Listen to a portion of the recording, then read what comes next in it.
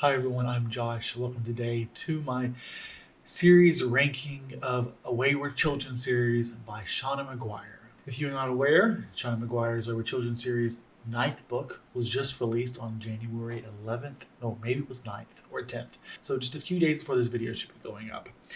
I was lucky enough to be granted a audio arc by Macmillan Audio. I enjoyed it, as I always do, but then I decided to give it a re-listen. I reread the entire series just because it's been several years since I've done that. I absolutely adore the Wayward Children series. I will explore why that is as we go through this ranking of every book in the series. I thought it would be a fun exercise to use that rereading to reflect on what it was I loved about the series and whether or not these later books really live up to that initial love that I had for the original books in this series. And that's the major idea I'll be exploring in this video. Not just which ones are better, but how different are they, and does it keep up doing the things I think solidified it as a favorite series of all time.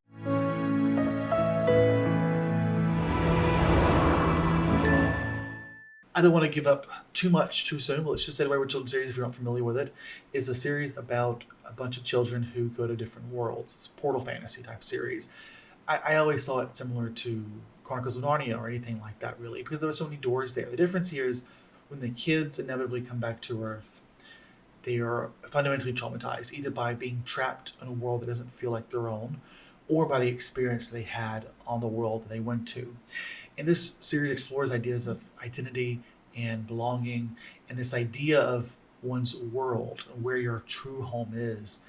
It's such a complicated question. And it's true in the series, but it's reflective of real world ideas.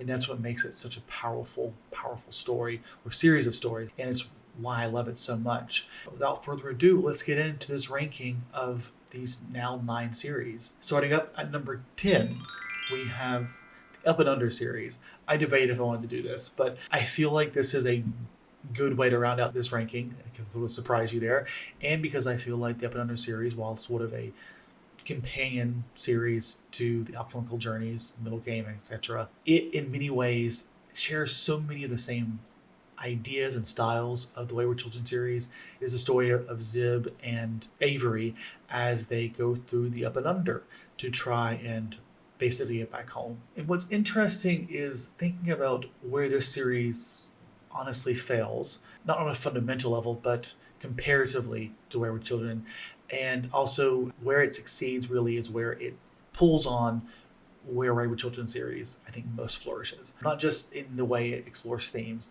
but really in the style, that sense of wonder and whimsicalness, and also not absurdism per se, but the ability of Shauna McGuire to weave in real world issues into this fantastical lens as a way of exploring it. And while I appreciate the series, and I think it's one that I could easily see existing in this basically multiverse of worlds that is the Wayward Children series, it is one that really highlights why Wayward Children succeeds where others don't necessarily do that. And I put this here not just because I love this comparison, but also because as we get to these next books, the lowest books in this actual series, I want to be clear that I still really love them. They don't hit as hard as the others for various reasons, but they still do it right, or do a lot right, in a way that I feel like a lot of other books don't, including other books by the same author. With that said, now moving on to number 9.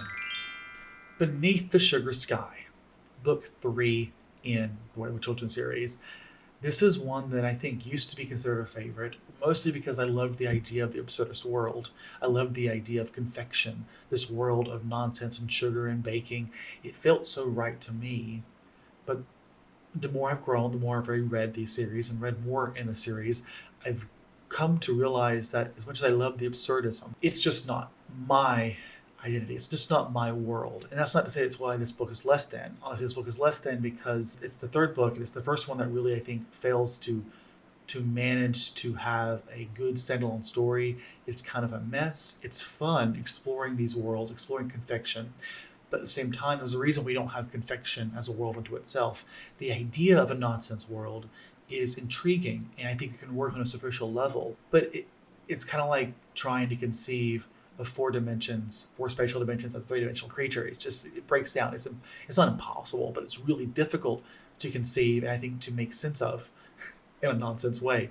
And while to an extent I appreciate the attempt, I think the more involved we get in that world, the harder it is for it to feel real in a way that is really needed for it to succeed as the centerpiece of the story. Still, it's a story that I really loved. I love the idea of the nonsense world, and I don't even hate the story. Having it low on here, I think, just reflects on the failure for the overall story to succeed and on the difficulty of bringing to life this type of world.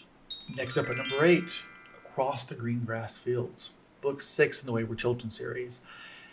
I debated if I wanted to put this one here because the one after this could be argued to be probably a less well-told story from a plotting point, but really I just struggled to appreciate this one nearly as much. Don't get me wrong, this one succeeds in the sense that our main character exploring her identity and her experiences, it's just really, really powerful and it's really well done. I think it highlights why even the worst books can succeed in this series. But at the same time, this world of basically magical horses, it's intriguing and it's fun. Maybe if I was a big horse lover, I would appreciate it more. World of Centaurs and whatever the deer version of that is, and Kelpies, which was something I didn't even know existed. I think I've seen it in literature, like in mythological references, but not in deep. Now, I do love the idea of Kelpies and these shape-shifting, monstrous horses, but I also think this world just feels a bit more tamed. And it's intriguing or interesting, I think, trying to say this world is too tame while confection is too nonsensical. But I think part of what I love about this series isn't just what it does with this type of format and weaving in these real world themes, but also in creating unique worlds that don't just feel like sort of another of the same. I'm not sure if that criticism will be maintained as consistently throughout this. It was just, I think it was because of the world that really fundamentally made this story just not resonate with me as strongly. And to be clear, I'm not intersect as the main character. If anything, that's the part of the story that I love the most, is seeing that representation and to explore her identity in that way. And I think it's what buoys the story up, where the background necessarily does not. Next up, at number 7, we have Mislaid and Parts Half Known, book 9. And I want to reiterate, I do still love these books. I honestly loved book 9. I don't think I would have put it this low if you had asked me after my first read of it. But it was after having read all the ones that came before it that I unfortunately just realized that it does not quite stand up in the same way for reasons that I will explore more as I get to the earlier books. This book fails, I think, in some ways kind of like Beneath the Sugar Sky, in the sense that we are back at the school. We are on a quest with a bunch of different kids. While the story is interesting and I'm invested because this is really, as we'll see, a continuation of Ansie's story from book 8, where we get to explore her story. One that I'll explore more on, obviously, when I get to that book. Honestly, even though other stories have been continuations of stories that came before it, I think Jack and Jill's being a major one, this one felt in many ways like it was like it didn't stand alone. And it didn't feel like if I hadn't read the first one, I wouldn't have gotten this one. While all of Jack and Jill's stories, many of them feel like they could work. And I just feel like maybe this is too dependent on the previous one. What I was trying to get at before when I compared it to Beneath the Sugar Sky, the plotting isn't the strongest. The pacing is a bit off. That was something that was covered on by, I think, from Marvin Books Like Woe was when I first heard that, and I can't help but agree with that sentiment. Still, I love Ansie. I love her story for reasons that I will get into in a second. And I still thought this was a really fun story, one that was able to do the sort of quest that we've sort of seen before, but in a new way, given how the world is expanding, simultaneously also expanding our understanding of the doors, how they work. Still, we're getting to books that I have little complaints about, or rather, the complaints I have didn't really bother me much while I'm actually reading them, but still not enough to be the top of the top, the best of the best. And we're still, I think, on the lower side of the list. Tells you how much I love this series, I hope. Next up, number 6, Come Tumbling Down. And when I say I love these, I feel like from this point onward, like we're dealing with near perfection in my mind. Come Tumbling Down, I think, is the perfect example, aside from book 1, of how you could have a quest that it builds on previous stories while also weaving in multiple characters. And this feels really well done. This continues Jack and Jill's story while also expanding on the stories of all of our side characters. It does so in a story that just feels really cohesive, really well structured, like something that stands on its own. In many ways, I don't think you would quite appreciate it if you didn't have read the previous ones. But still, I don't think it's in the same way that half parts unknown or whatever, the same way that felt dependent. This one just doesn't feel that way. And because of the way the story just stands up and how well I think it manages to tell a story, it just worked really well for me. We also just have the continuations. As we get to know each character, it brings in different forms of identity, which allows the story to explore those in ways that make it more powerful. I'll save a deeper discussion of that for, again, as we get to higher books. Then at number 5, we have Lost in the Moment and Found, book 8. Last book was book 5, I forgot to say. And this is where we got introduced to Ansi. I read this book last year when I moved to Australia.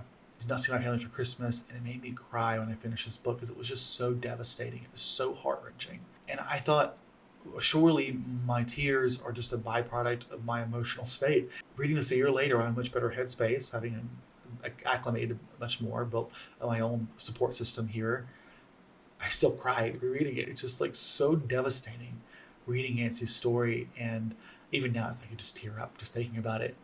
This book was so brilliant. It explored things that I don't necessarily connect to on my own personal level. That sense of disconnect from your family, I do understand that.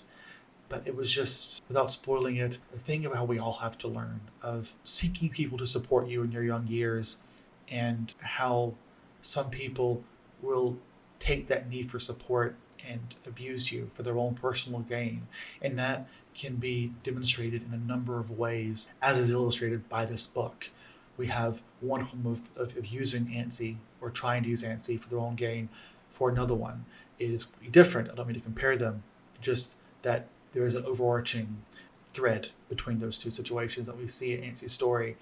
And it just highlights how the series can be so devastating, but also so beautiful and so heart-wrenching. And I just absolutely adore it. Next up, number 4, Where the Drowned Girls Go, book 7. We're up to the top 5 now, the top half of the stories. This is the latest book, I guess. I think the fact that I have books 8 and 7 here, it shows, one, that the series hasn't necessarily lost its thunder. Even if it hasn't quite hit the highs that I think it did early in the series, it still feels like near perfection, more often than not, I think is a fair thing to say. This story basically follows one of the characters that we had been introduced in the previous stories of the Wayward Children series, as she is reckoning with the trauma she experienced in the past story. As to say, I believe it was book 5, Come Tumbling Down. And she decides she's going to transfer from the Wayward Children's school, the school for Wayward Children, to a school that was designed for people who want to forget these worlds because they're too traumatized by them. There's just a basic idea of exploring the contrasting side of this type of world, the contrasting scenario that you might expect in a world like this, where there is a school for Wayward Children. There's also a school for children who are traumatized and want to forget. In many ways, the story, I think, reflects a lot of the themes of learning the consequences of how people will use you and try to take advantage of you, or they'll go for power over you for various things. Well, all of that worked really well for me. What also worked was seeing the consequences of everything that happened in book 5. There's so much that goes on in the series. Some could say that these books end, I think more often than not, in a positive way, and some might ask whether or not there's threat, there's consequence for the things that happen. And I think what Shauna McGuire succeeds at the most, or one of the most things, you know what I mean, she is the reality of not letting the consequence be lost.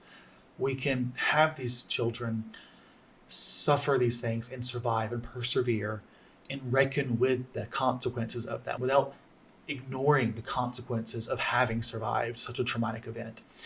And I think this story really highlights that point in a way that's just really powerful and really beautiful, and also just a fresh take on the series. It just, so much about this makes this work so well. And again, the fact this isn't higher up just reflects how well these other stories work for me. Okay, now, number 3, Down Among the Sticks and Bones, book 2 of the Wayward Children series. And I feel like I should say, these top 3 could really be interchangeable, almost depending on the day you ask. But I had to go this way for reasons that will become clear. But let's just start with talking about this book. This is the book of Jack and Jill. Jack and Jill being 2 of the main characters of book 1, where we have them introduced, and we are set to challenge our expectations based off of how they act, how they look. This gives the background of their story, and I think what made this book work so well, why it stands up, is because one of the main themes of book one that makes it work so well for me is this idea, the major idea of the series, of reckoning with the loss of one's home, trying to return home and trying to understand one's identity, and trying to mature and come to accept who you are, who you want to be, and what you want to strive for. Simultaneously, it creates this really well-rounded world of the Moors, where we have a Frankenstein type figure and a Dracula type figure, and just a wonderful dynamic in this world that is just so perfectly balanced between horror and children's literature. And I just absolutely adore it. There's a reason this world of the Moors can be a central figure in what is it, book one, book two, book five, and also a short story. It's just such a really well realized world. And I think it's one that did a really good job of taking what book one did and not just saying it, not just showing us the consequences of these things, but showing us the type of world that could beget it. I guess the best thing I can do to elaborate on that point is just to go on to number two, Every Heart a Doorway, book one of Wayward Children series. I didn't remember this book being so high up, but I do realize now after rereading it, the role it played in making this series just basically work for me on such a deep level. And it's because of how it explores these ideas of identity, or sets up this idea of identity and found family and trying to find oneself, the struggles of feeling like you found yourself and then being trapped in this moment like you can't escape. It's hard to say any of these series, any of these books outdoes number one, because there's something so fresh about this book that reframes the idea of a pearl fantasy world or a book in such a fundamentally different way. It just makes it stand out as a wholly unique and new way of approaching the genre, in a way that explores such real world ideas and feelings. It's hard not to say this book is one of the best. And I don't want to say yet why it's not the best. I'll just say it's above all the others because it is so foundational in setting up the world, and I think really honing in on the major themes of the series in a way that I think some of the lower books in this ranking tend to lose grasp of. And the reason book two succeeded to be so high up is because I think it so perfectly managed to encapsulate all these ideas that book one sets up, Every Heart Doorway sets up, into a fictionalized full narrative and a full world scenario. And I think that's a difficult thing to do. It's easy, I think, when you're setting up the type of world to lose grasp of where it all started and why we created these worlds to begin with. That's why books one and two are so high up. But why is it that number one, In an Absent Dream, is number one? And again, this was such a hard thing to do. And I think ultimately the reason I chose number one is because I think it succeeds in the same way that book two does, in the same way that book two manages to so fully embody the themes and the ideas that are so perfectly introduced by book one. It does that so excellently as we get introduced to the idea of our character of Lundy, is a character who is introduced first in book one as one of the teachers, a teacher who is growing younger with every year. This is effectively the story of the goblin market, the act of fair exchange, a fair trade, and about a fair bargain. I think it connects to all of the books too, especially I think Anstey's story of the price you're paying and making sure you're fully aware of the price that you're paying before you agree to pay it. There's just something so powerful about that, but also just the idea of fair exchange, the idea that the world is just and will inevitably bring justice, and that people are pushed to do the right thing, to be fair to one another, that makes this world resonate with me on such a strong level. Of all the books, all these books and worlds, it is the goblin market that I think that I resonate with the most. And that's really what brought this book to number one, because it's just that basic concept of a fair exchange in this sort of just base logical way that I just wish was real. I wish I could go there. I wish that could be my home. I mentioned Convection, the first book in this ranking, as something I loved, and I did love it. I thought it was my favorite at first, but I realized I'm not a nonsense person. I love imagination. I love nonsense, but there is an inherent structure to how I think and do. I mean, I'm a scientist after all. I think if I were to be in a world, it would be a logical world, and it might just be the Goblin Market. Oh God, I just love the book so much. It's just sad ending for Lundy, because again, we know from book one that she's growing younger every year. We just don't know why. And I think it's just a great, really well done follow-up to her narrative, and something that doesn't lose track of what the series is all about. But big picture, I hope, one, you're excited for the new book. I think you should be. But two, you can appreciate why I love this series, and hopefully you love it a bit more now too. Because I feel like this series is just so perfect and so delightful and just absolutely lovely in so many ways. I really appreciate all of you watching, especially if you made it to the end. Let me know if you've read this series. Which book is your favorite, and which world is your favorite? There are so many amazing worlds, and I'm just so excited to see this series continue. You all have a great day. Stay safe, and I'll see you next time. Goodbye.